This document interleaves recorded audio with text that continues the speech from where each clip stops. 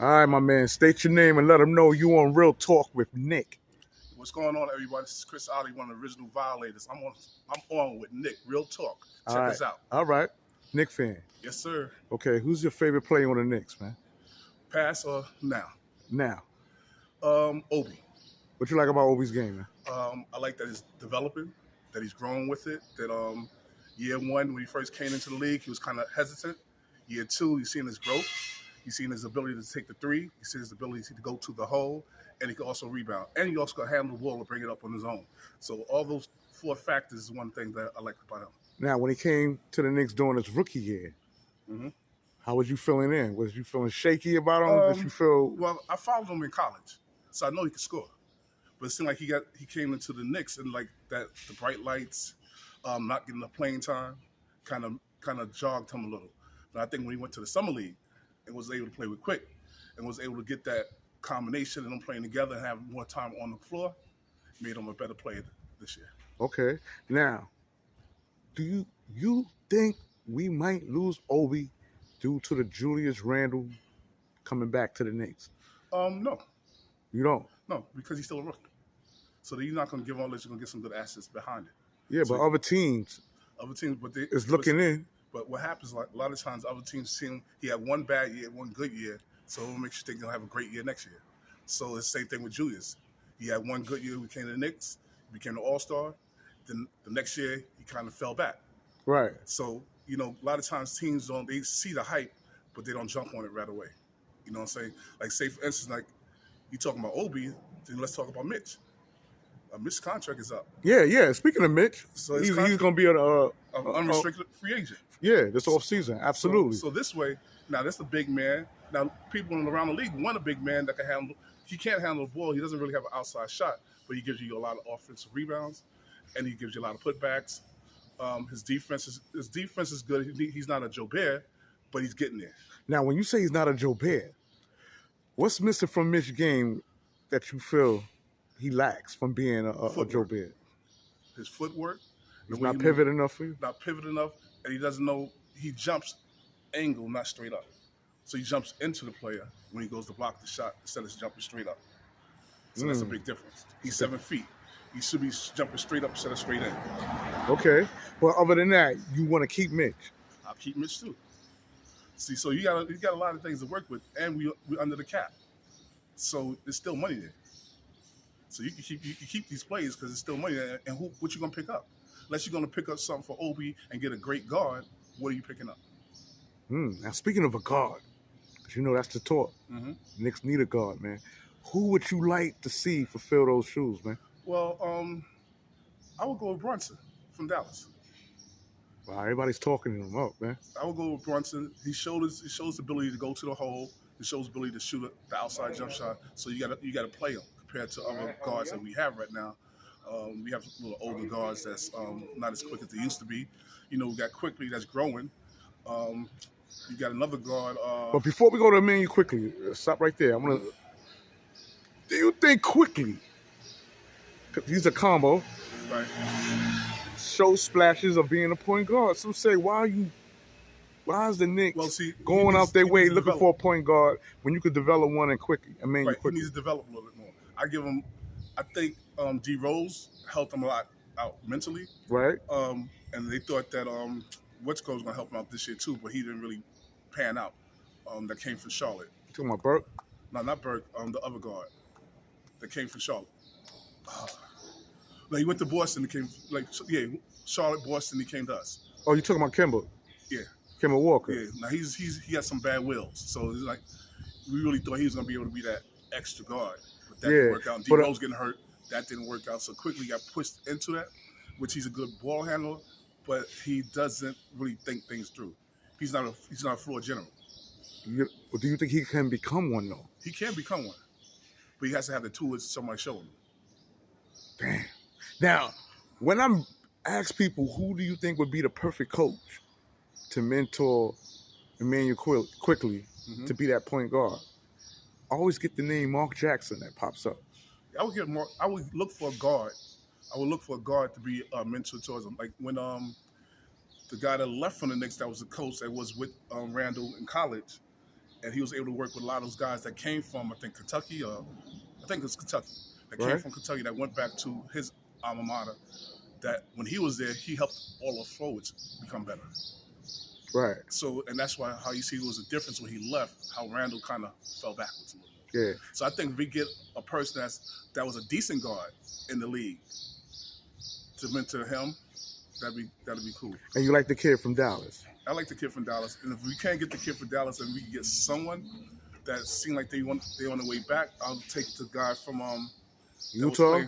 That was playing that we could get for a budget. That was playing with Miami. Obi, Olden Powell, starts with an O. I think I know what you're talking about. I can't pronounce his name. I can't pronounce his name, but he's a little older. Dobby. Yeah, we catch it. Tune in. We're gonna have that. I know you're talking about, man. Obi Powell or something like that. It's something close. The guard that came in was hurt. That was with Indiana, and then he moved from Indiana to another team, and then came over to the Miami Heat. But he's been out 2 years, and his comeback seems like he could be a good person to fill in their shoes as a backup point guard. Now, some say the Knicks don't know what the hell they doing. We got a point guard in McBride. What the hell is he doing in the G League? Okay. How do you feel about that, man? McBride is good. He's still a little shaky, and he's short. So big guard's gonna take him. So that's the only thing about him. He's a short guard. So in this league, the guards are 6'7", 6'8". He's like 6'1". So a lot of these guards will back him down. So you don't think he'll be a good fit for the? He's going to be a good backup. He can't be a good starting point guard because he hasn't showed the ability to go to the hole like Brunson shows the ability to go to the hole. You have the guard who he's not really shown that ability yet. So I don't know if he's nervous or whatnot, but he hasn't shown that ability. No. All right, and I want to talk up my boy R.J. Barrett, man. Do you think R.J. Barrett is becoming the face of the New York Knicks, man? Who team is it, man? I think he's becoming one of the faces. One of the faces. One of the faces, because his game has grown, but at times he gets selfish. RJ gets selfish? He's selfish. At times he gets selfish. Sometimes he goes in and takes shots that I don't think that he should be taking. When he goes to the hole, he's good. When he's playing that type of way and going to the hole, when he starts to shoot those the 16 feet inside the paint. You don't like his mid-range? His mid-range is kind of off, and he's not a good three-point shooter. So until he builds up those categories, so I don't think he'd be the face. I think Quickly become the face before he does. Really? Yeah.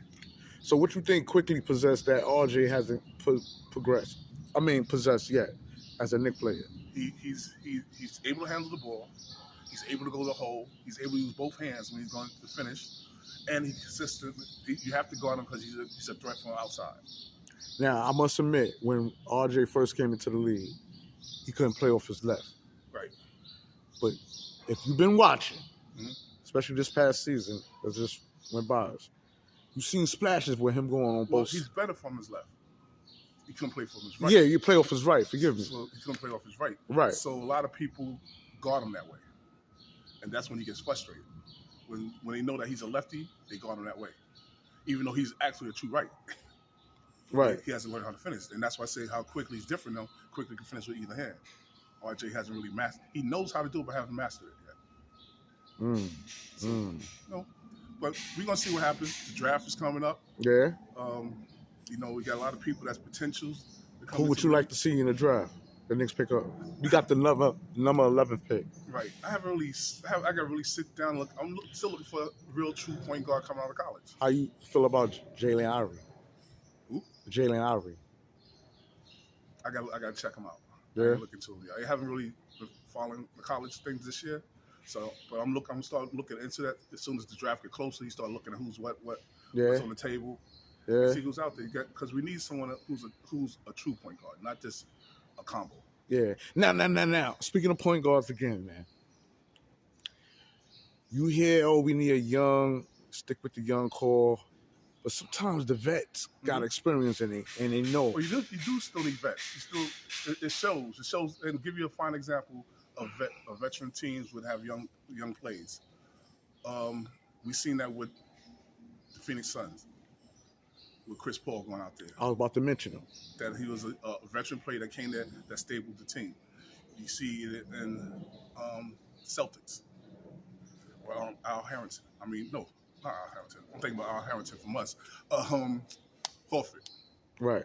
That came in, he's a vet. That came in kind of settles down the defense and everything on that team. And he's a threat to score inside, he's a threat to score outside. So some of these vets still got the game. Do you think Chris Paul would have been a good fit if he would have came to the Knicks? Oh, he would have been a perfect fit for the Knicks. And he's a true veteran. Wherever he goes, the team elevates. Yeah. This someone's teaching. His tool is that even when he's not playing, he's still teaching. Okay. So that's when you talk about the vets. The vets come pull you to the side. They have a conversation with you. Even D Rose was doing that with Quick.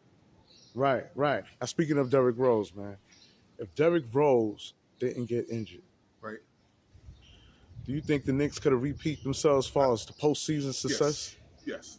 You do? Yes, because that combo when D Rose and Quickly was together, it was a nice combo. So you had a good that.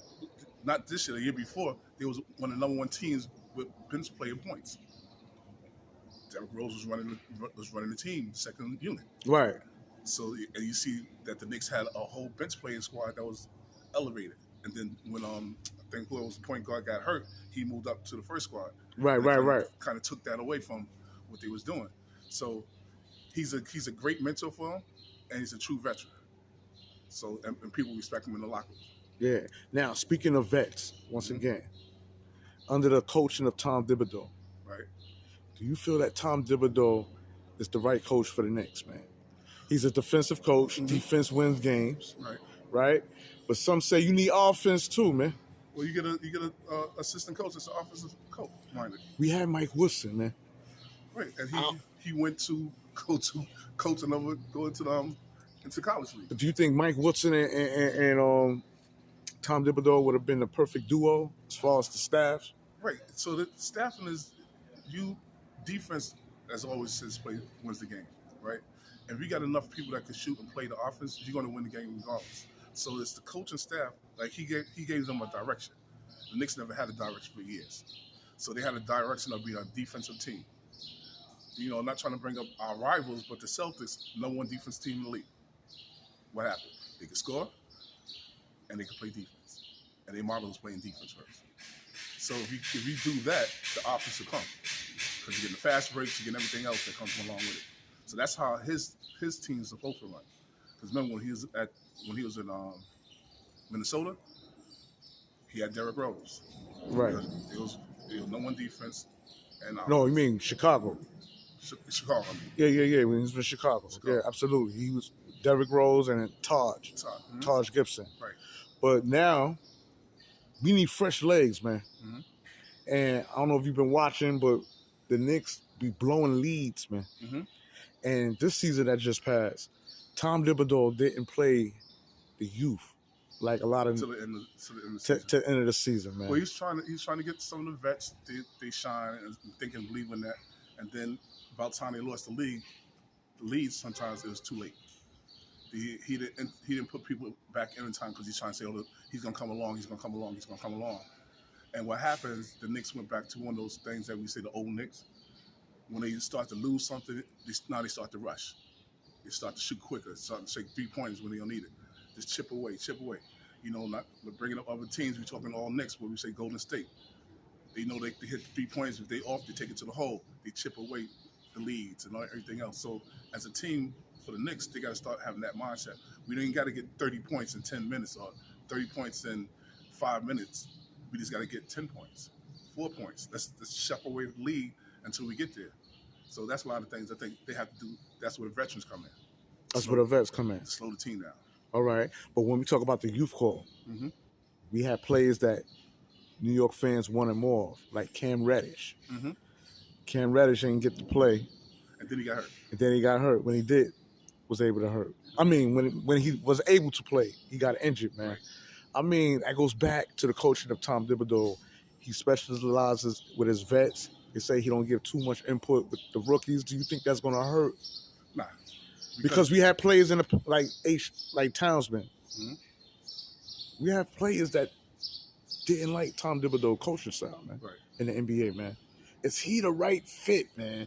Some say he panels too much on Julius Randle, Like, well, that was the only All-Star you had. So you got to go with your All-Star, but then you got to start to pull other people in. And even with them, like I said, when the other coach left, they had to fall out. So yeah. so understand his coaching staff dealt with a lot of stuff that he had to deal with. How do you feel about Julius Randle right now? Do you want him to remain a Knickerbocker, or do you feel we should trade him? I put like this. I think he should remain a Knickerbocker, but if you're going to trade to get something that's going to be good quality coming back, then I go for it. Because like you said, we still got Cam, you got Obi, you got a lot of people in those positions that can move over. That proved it with Carmelo when he was here. That he was able to play strong and small. He able to play power forward and small forward. So you got forwards that could do that. Right. So and that's the great thing about the Knicks. The forwards could play either side. Yeah, but I'm hearing critique when it comes to Randle game that he needs to stop shooting threes and develop more of a post game. How do you feel about that inside game? He should. Being that you brung up Melo, he should because Melo had a post up game. Right, he should be able to do both. He should be, because when he's not able to shoot his threes, because he got a nice jump shot, but then he rushes it because now he's trying to catch. That's that fast pace things he does. But if he goes to the hole and sit there and post up, he can do that too. But now they depend on him so much to be the point forward, so he's always handling the ball. Speaking of the point forward, man. So you can't be that's hurting us, man. When Julius Randle brings the ball up and don't dish it out. Right. I mean, once again, I interviewed someone and someone said the only person who was close to be successful when we speak of a point forward was Anthony Mason. Yes, God bless. Yeah, and that Julius Randle is no Anthony Mason. He can't handle the rock. Right. What do you say to those? It seems like you high on Julius Randle. Oh no, and there's nothing wrong with that. I mean, to each his own. He's a forward. He was our All-Star, so you have to give him those praises. Like he shot much better when he became our All-Star. So you still got to give. You still know the work is there. Still know the work was there. So what happened this season, man? Because last season we was 4th seed. We went to the postseason. A lot of stuff happened. He had another baby. He had a coach movement. He had all this stuff. So you still got young kids that's trying to play this game. When you take things that's their security from them, then everything seems like it's not there. So he lost a lot of his security with his coach going, being a new father again, and then seeing that the New York City could turn around on you on a dime. So you had all this against you. So it's trying to kind of get into your head. So you think we should forgive Randle and look forward to this upcoming season? Yeah. And if it's not working by November, you start making some moves for the deadline. Okay. And for Tom Thibodeau, man, being that he brought us to the 4th seed, I want to ask you, do you feel that if he doesn't bring the Knicks to the postseason this upcoming season, he needs to start looking forward somewhere else? Because his coach-minded thing might be old school. It's too old for the new generation. So you might have to move on to something else, or he needs to bring in a staff that have that young-minded generation too. As we see with our young coaches now out in Phoenix, out in Minnesota, that's out in at the Celtics. These are young coaches that came into the league. Now they doing their thing. Look, one of our players that was our player for the Knicks became the coach of the year this year. Right. For Phoenix. Right. So he's from my home. So he's from our house. So he's from the Knicks house. He was drafted from us. Okay. Now I want to talk about development with the Knicks. We almost there. About to close. I interviewed Kevin Williams. Okay. Former NBA. Right? He said the Knicks' problem is they like to buy into a team instead of developing one. Okay. They don't take time out to develop their players. Right. They give up on them. Right. Do you feel the Knicks let go of certain players? Can you name some players that you feel the Knicks made a grave mistake letting go? I think the mistake, I take it back to when they let all those players go for Canelo. And when they let Denver get Gallinari, I forgot, it was like a bunch of Felton, and we had a good team that year. And they gave up like 4 players to get Carmelo and other guy that's from New Jersey, the guard. Talk about Kid? No. But Kid was on that team with us, but from Jersey, not T-Neck, but he's from Jersey. Okay, so basically they blew the game for Cleveland with with LeBron James. He called the timeout, had no timeout, something like that. Oh, you mean JR? JR. Yeah. So JR and Untying the shoelaces at the free throw. Yeah, at the 5. So that was that time when they gave up all those players for just Carmelo when he had just drafted a bunch of them. He gave Carmelo, Carmelo did his thing when he came here, but still he gave a core of young players. Yeah. Gennari's still down in Atlanta. Yeah. He's 6'11". Yeah. Still shooting threes. He could have been your power forward. Damn. And close curtain right here. All this talk about Dominant Mitchell, man. Hanging with Emmanuel Quickly during this off season, man. Okay. Did you know that? That they chilling, Well, he's from here. He's Yeah. from Yonkers. Yeah. So do you think it'd be a good fit for him to come to the Knicks? Well, it would be a good fit. But how much we have to give up to get him? Okay. So do you want to give up that many players to get him? And you talking about they probably would want RJ. They probably want Obi. Probably want somebody else, another guard. So there's a lot of people that you're giving up for one person. So, and like you said, if we're going to develop a team, we can't just say, oh, every time something's changed or weather change, we pull somebody out of the woodwork.